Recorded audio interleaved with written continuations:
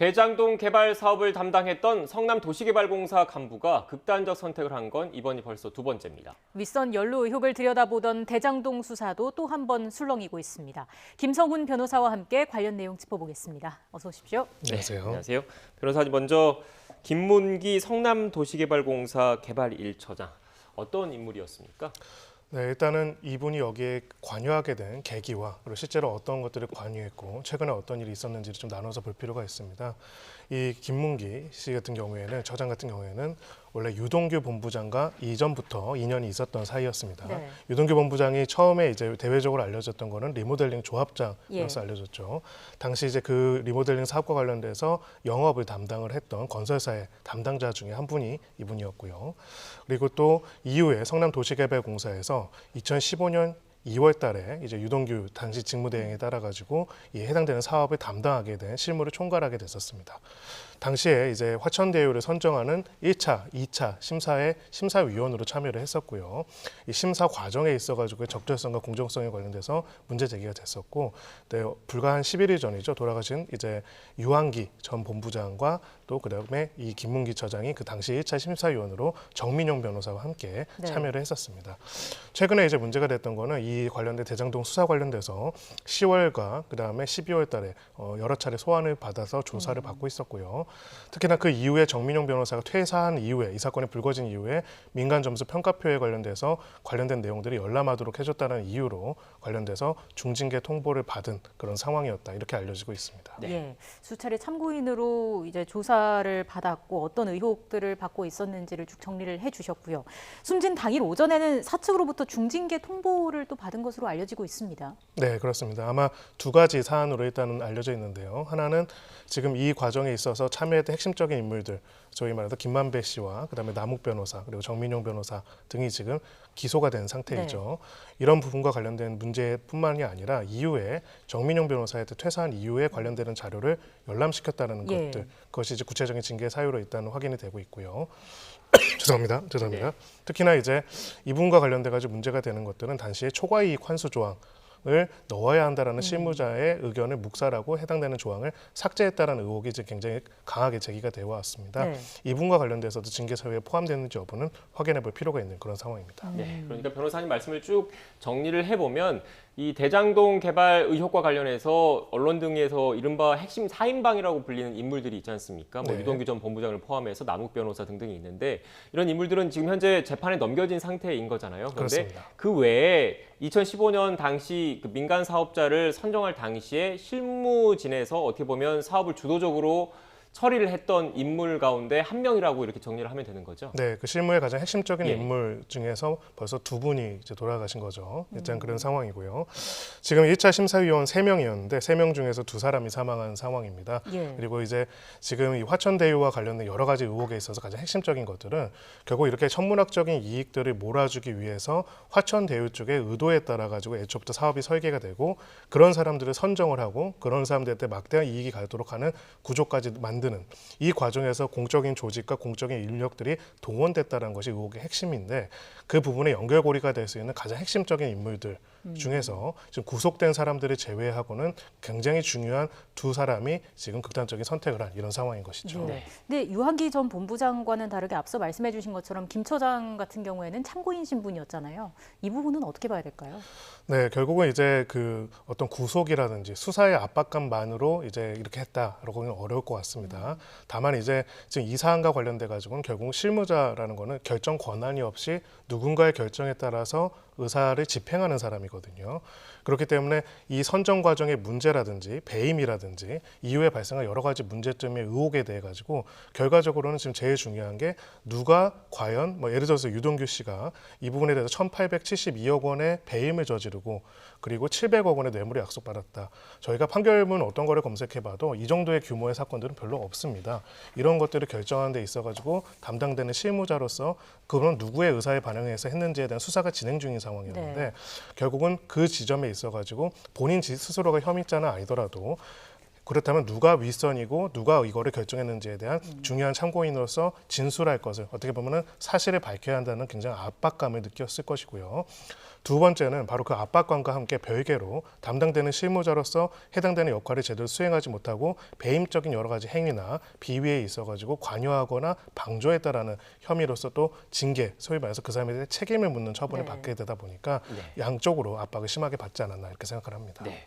일단 뭐 전반적인 내용을 좀 정리를 해봤는데 지금 현재 이 대장동과 관련한 수사 상황 그리고 재판 상황은 어떻게 되는지를 좀 한번 정리를 다시 해볼 필요가 있을 것 같아요. 일단 그 앞서 변호사님께서 말씀하셨던 것처럼 이렇게 천문학적인 수익을 민간업자에게 돌려주고 상대적으로 성남도시개발공사에게 피해를 끼치게 했다. 이런 배임 혐의가 있지 않습니까? 이 배임 혐의 부분 그리고 또 로비와 관련된 뇌물수수와 관련된 부분이 하나 있을 테고 또 초대 성남도시개발공사 사장이 정해진 임기를 마치기 전에 사퇴를 한 배경, 이른바 사퇴 압박 의혹과 관련된 부분이 크게 좀 나뉘어져 있잖아요. 각각 어떻게 진행이 되고 있는 겁니까?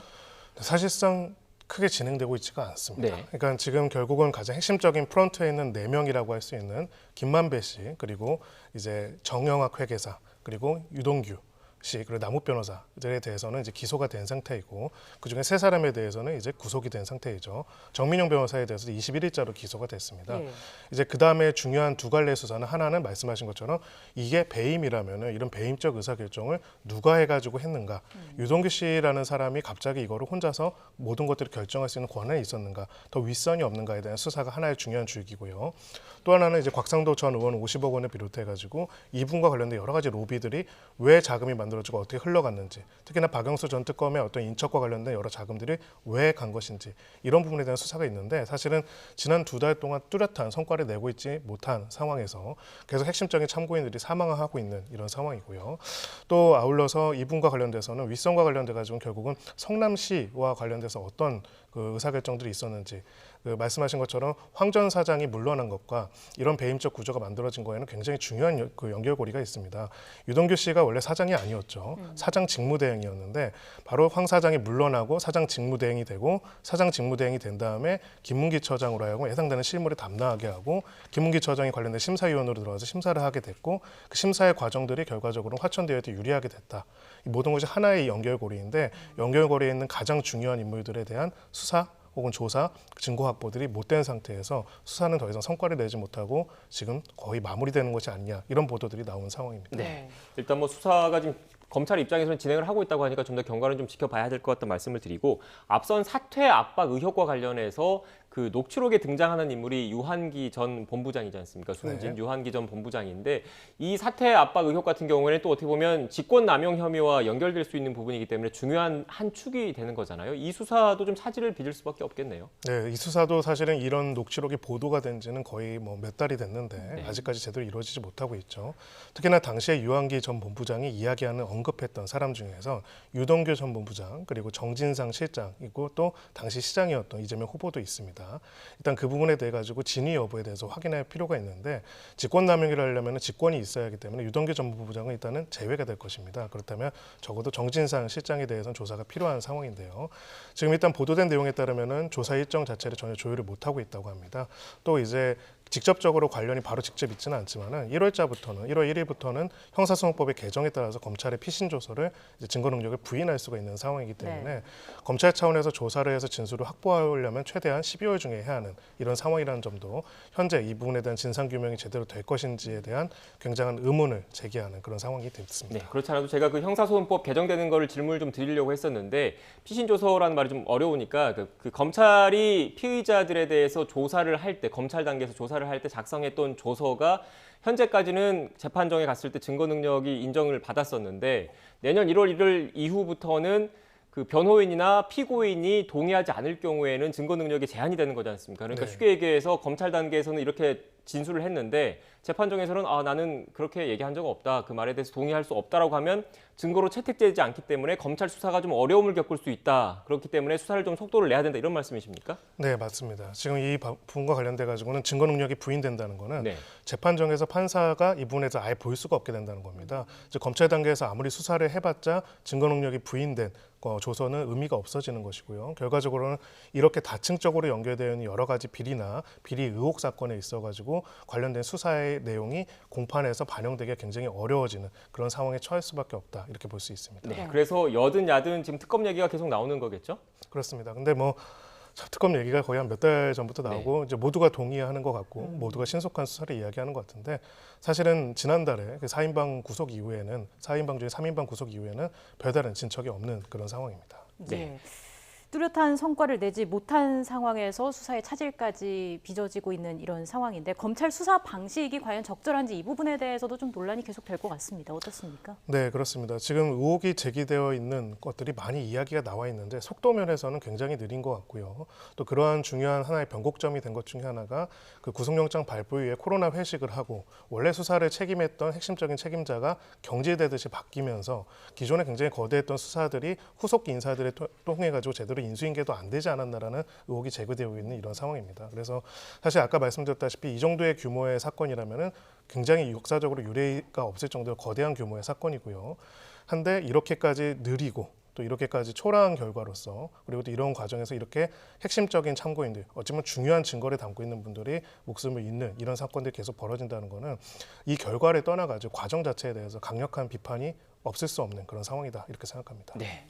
일단 또 그 수사 방향과 관련해서 좀 질문을 좀 드린 게 지금 이 수사가 저희가 검찰만 주로 얘기를 하고 있는데 경찰 쪽에서도 좀 수사를 투트랙으로 좀 하고 있는 거지 않습니까? 이건 어떻습니까?